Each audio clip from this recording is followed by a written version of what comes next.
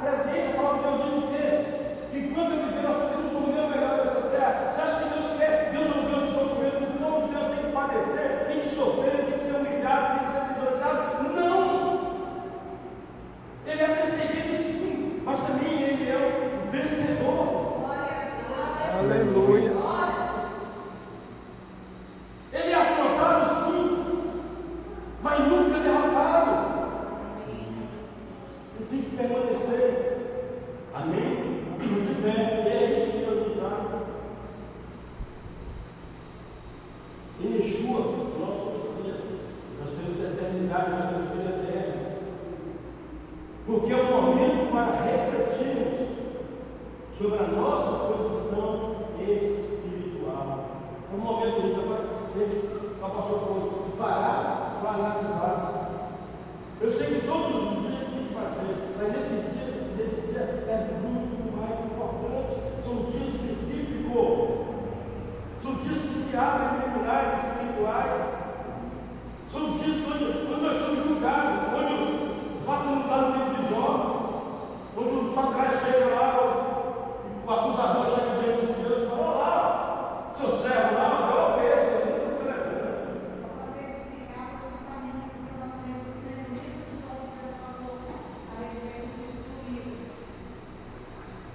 Então, quando eu celebro, eu, lá no mundo espiritual, abro o tempo das festas, assim como abro portais para a bênção ser derramada sobre aqueles que estão festejando, também é tribunal para julgar os seus atos, os nossos atos, os nossos pensamentos, as nossas ações.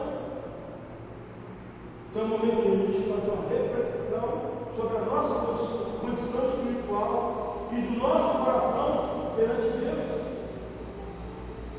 Gente, é muito fácil amar a Deus. É muito fácil declarar que ama a Deus, sabe? Mas o que reflete o amar a Deus? O que reflete o amar a Deus? O que significa amar a Deus? O que Deus requer de você? Quer que você me ama. Não é uma paixão de um homem para uma mulher, não é a paixão de pai para filho, de amigo para amigo, de amigo para amiga. Não é esse amor. Deus lhe requer o quê? Obedir esse povo. O que Jesus fala? Quem me ama, guarda os meus mandamentos. Essa é a nossa declaração de amor. Essa é a nossa reflexo do amor de Deus. É amar a Deus sobre todas as coisas. Eu vou obedecer a Deus, fazer tudo aquilo que a palavra me ensina para eu viver. Amém?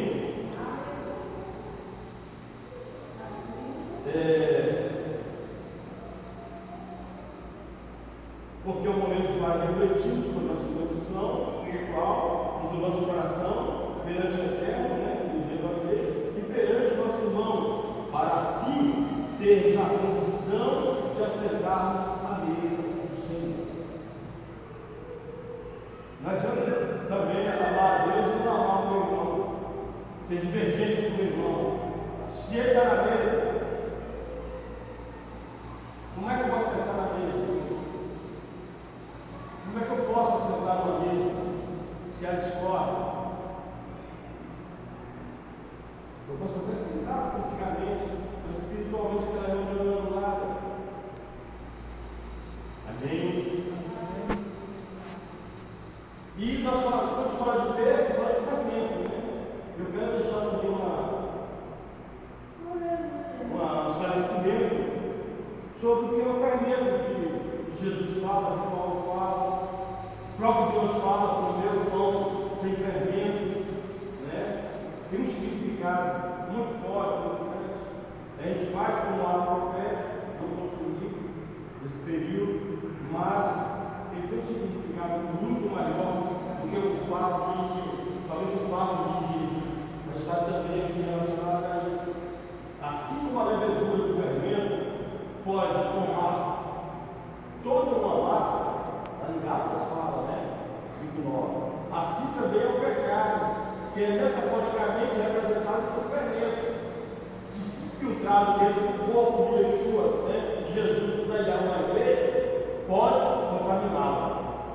e produzir morte aos membros do corpo por causa da contaminação. Por isso é necessário livrar desse fermento. Amém?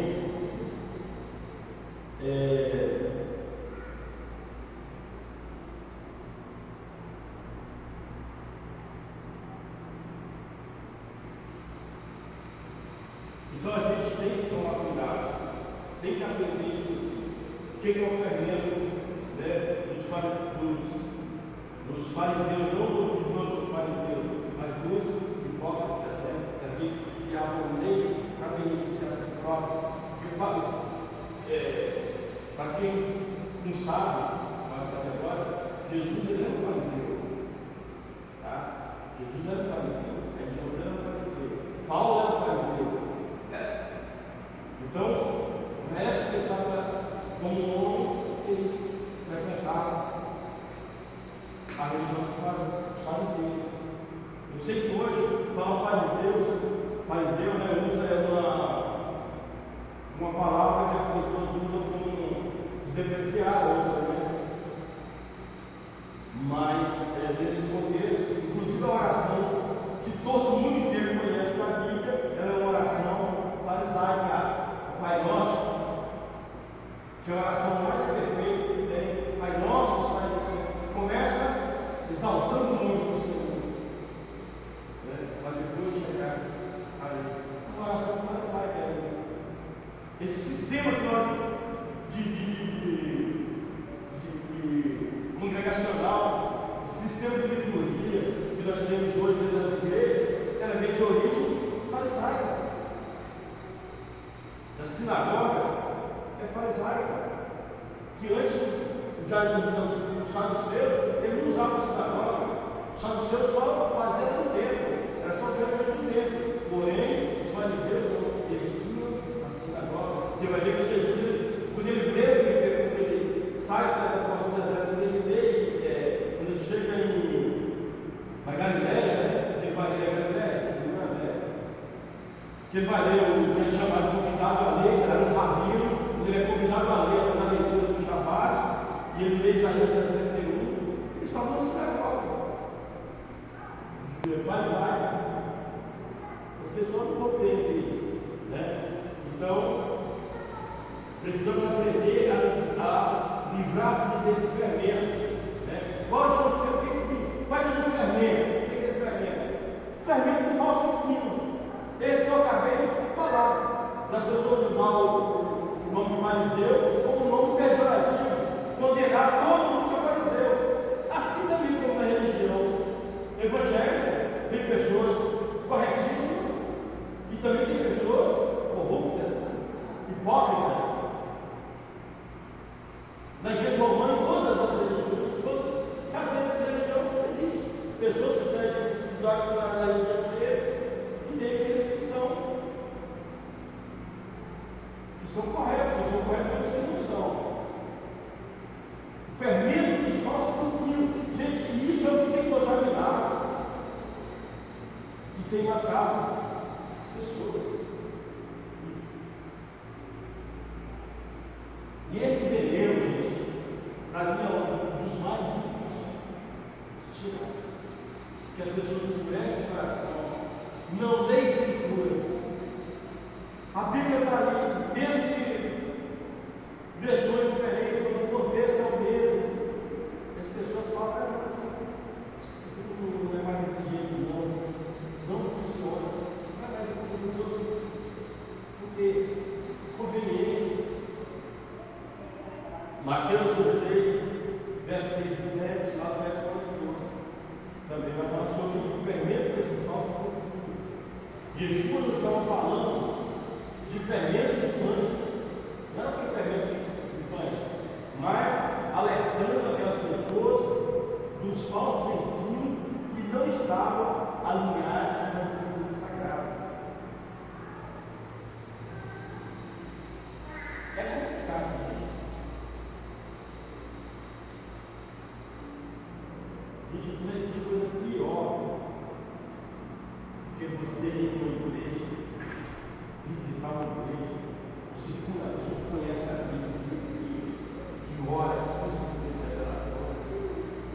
E eles chegam na igreja, no reunião, e as pessoas começam a falar da palavra de Deus, da Bíblia, com distorção, distorcendo,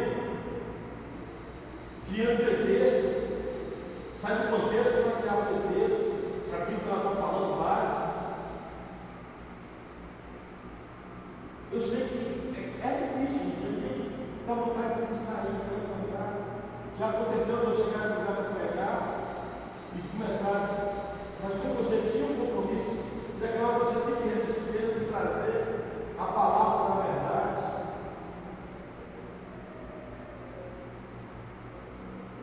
Você tem que resistir, tem que estar pronto e não se esconder. Aí agora todo mundo acreditou naquilo que aquela fulano falou, pregou ali, está todo mundo.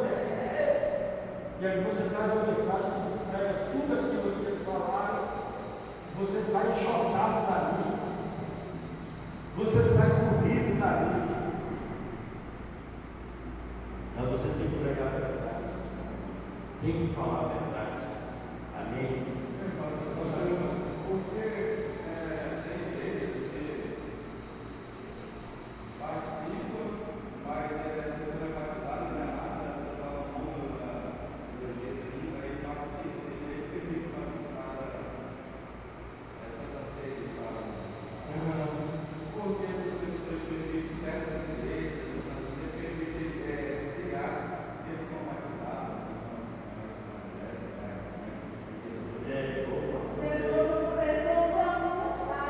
Aí sim, gostei. Veja bem, o que é a Bíblia fala? Se você crê, for batizado,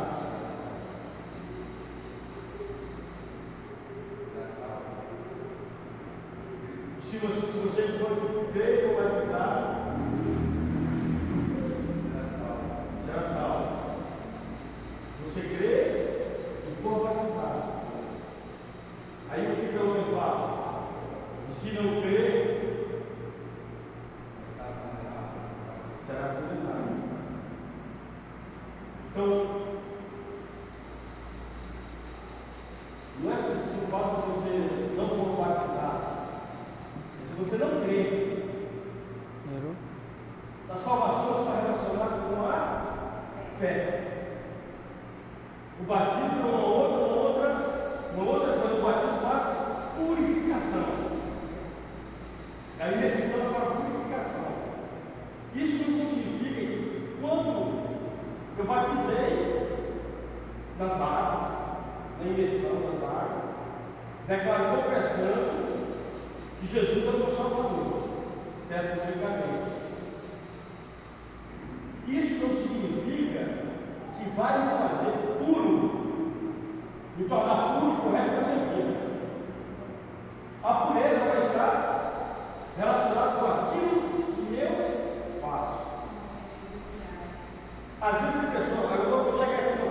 Às vezes tem pessoas que não foram batizadas nas águas ainda. Às vezes pessoas cheias do Espírito Santo que não foi batizada. Você quer saber uma coisa? Eu fui batizado com o Espírito Santo com os 12 vai parar aqui. Eu não tinha sido imergido ainda. Não tinha. Porque eu buscava santificação. Então vamos botar aqui. Aí a igreja. Aí tem pessoas, tem pessoas aqui que foi batizado nas águas, vão tomar ceia, mas está tudo bagunçado, contaminado. Ele está participando da ceia porque ele foi batizado. E aí tem aquele que não foi batizado, mas está buscando, desejando comer desse pão, beber desse cálice. E por que eu pedi? Porque você está fazendo isso, ele está desejando ter um pouco do Messias dentro dele. Que bom, porque agora ele vai começar a participar. É a ceia vai entrando dentro dele. Agora, se você não crê, se você não quer, não toma.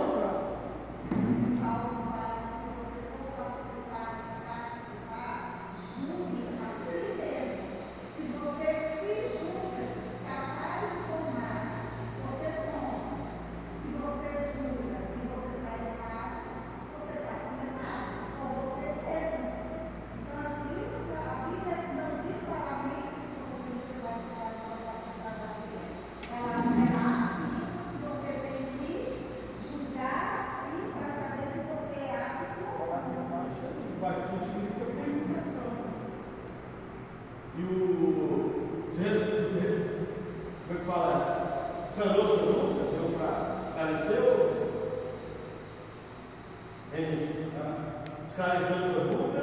Ou quer mais um argumento? Não, eu já fui em igreja, eu fui em igreja, pessoas ali, de tempo, não que você esteja errado, não, mas você sabe que eu sou mudando. Sim, sim. Aí eu não tenho coisa não, porque você tem que estar brincando, não tem que nada a ver, não. Mas eu vi essas pessoas tomando, eu falei, essas pessoas mudando, como é que elas estão voltando, eu faço isso? Aí eu fiquei na mente, será que pode, não pode? Ou se a igreja estava errado, ou fazer algo de qualquer maneira, aí na mente veio dessa forma. Não, mas eu estou nesse examinar as coisas, agora falou. Você achar que você pode falar, não, mas você achar que pode falar, não, porque é a própria condenação. É isso aí. É só isso. Amém. Então, tomar cuidado com os falsos ensinos, com os dogmas, doutrinas. Eu vim da igreja assembleia, viu? Eu vim da igreja assembleia. E eu, dentro do contexto, Deus me mostrou nesse caminho. Tá? Eu não copiei de ninguém. Deus mostrou isso para mim, dentro da palavra dele. Eu falei, por que eu posso pedir? Se o sangue de Jesus, representado no cálice, é o antídoto para curar o meu pecado, para curar o pecado das pessoas, por que elas não podem tomar o antídoto? Eu vou deixar elas morrer? Eu vou ser hipócrita? Quem não tem pecado, que atire a primeira pedra.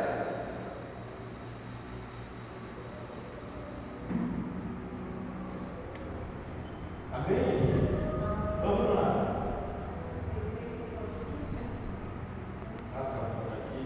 O fermento do orgulho e da arrogância. Isso é fermento também. Gente, quando você começa, tipo eu falei, quando você começa a envolver pessoas desse tipo, você se torna familiares. Quando você está só envolvido, gente, uma coisa é você visitar, você passear, você conversar. Uma coisa que eu falo envolver é você ter uma vida social com essas pessoas. É conviver com elas ali e aceitar as condições delas. Né? Já vi pessoas falar, pensar assim, tomara que o pastor não venha aqui hoje. Né? Praticamente não vejo isso. Né? Agora o pastor não pode me ver desse jeito. Dizendo que para não pegar de surpresa. E se o pastor me ver desse jeito? Se o pastor. Aí começa. Porque Deus está vendo, entendeu? Então, quando você começa a viver com falsos, pessoas que produzem falsos ensinos, você acaba aprendendo coisa errada e, sem querer, você se torna também um falso profeta, um falso mestre. Porque você começa a fazer aquilo que é diferente, faz copia. Acontece isso, a gente seguir os ensinos do mestre. E se o mestre está ensinando errado, eu vou aprender errado. E a palavra do Senhor diz que naquele grande dia ninguém será dado por inocente. E eu tenho uma visão nítida disso aí. Eu não tenho dúvida disso aí. Eu não vou pegar na família. Nem isso. Meus outros acharam o caminho. O fermento do orgulho e da arrogância. Né? 1 Coríntios capítulo 5, versículo 8. O orgulho e a arrogância nos impedem de conhecer e compreender o plano de redenção e os propósitos de Deus para cada um de nós. Desses fermentos, além de produzir cegueira espiritual, destruição individual e coletiva, gente. Onde tem orgulhosos e arrogantes, é nítida a destruição, a queda. É nítida que vai acontecer. Oi?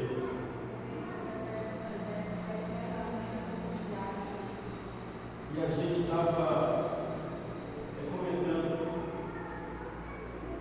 essa questão aí, por causa do orgulho e arrogância, as pessoas desprezam a palavra de Deus, e aí começa a ter cabeça.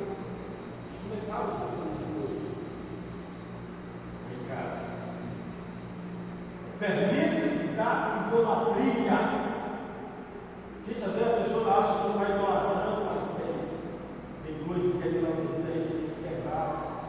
Idolatria não é só aqueles lugares que tem alguma razão. Tem um monte de idolatria aí que ele precisa quebrar, tirar do meio de nós. Lá em Romanos 1, 22, 23, lá em Colossenses, capítulo 3, versículo 5, vai falar sobre esse terreno de idolatria. Sendo assim, fazer correr